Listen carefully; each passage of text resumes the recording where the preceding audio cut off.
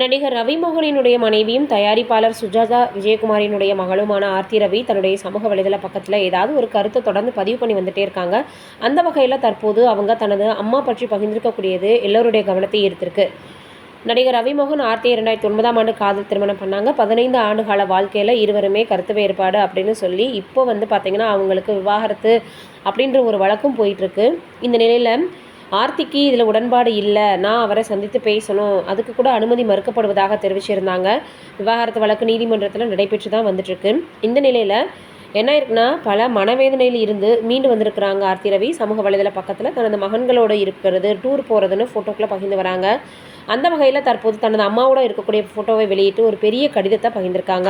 அம்மா, கடந்த ஆண்டு உங்களுக்கு சாதகமாக அமையலை. ஒரு சில விஷயங்களால் மக்களின், அதாவது என் வாழ்க்கை, மகளினுடைய வாழ்க்கை நீங்கள் ரொம்பவே வில்லியாக சித்தரிக்கப்பட்டீங்க. உங்கள் மீது தவறாக பழி சுமத்தப்பட்டது. ஆனால் அதற்கு யார் பொறுப்பு அப்படின்றத காலம் அமைதியாக தெளிவாக இந்த உலகத்திற்கு காட்டும். நீங்கள் உங்கள் குரலை அடக்கிக்கிட்டீங்க. உங்களை பாதுகாத்து கொள்வதற்காக அல்ல, மாறாக என் குரல் கேட்கப்படணுன்றதுக்காக.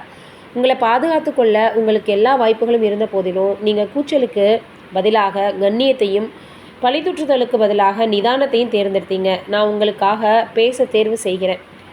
இந்த ஊடக கதைக்கு காரணமானவர்கள் தங்கள் பாடத்தை கடினமான முறையில் அவங்க கற்றுக்குருவாங்க, இப்போ கற்றுக்கிட்டு இருக்காங்க. கர்மா ஒரு பூமரங், அது எப்போதுமே திரும்பி வரும். புது வருடம் இப்போதான் தொடங்கியிருக்கு. இனிமேல் நாங்கள் பின்வாங்கி வேடிக்கை பார்ப்போம். இந்த சர்க்கஸில் நாங்கள் இனி பங்கேற்க போகிறது கிடையாது.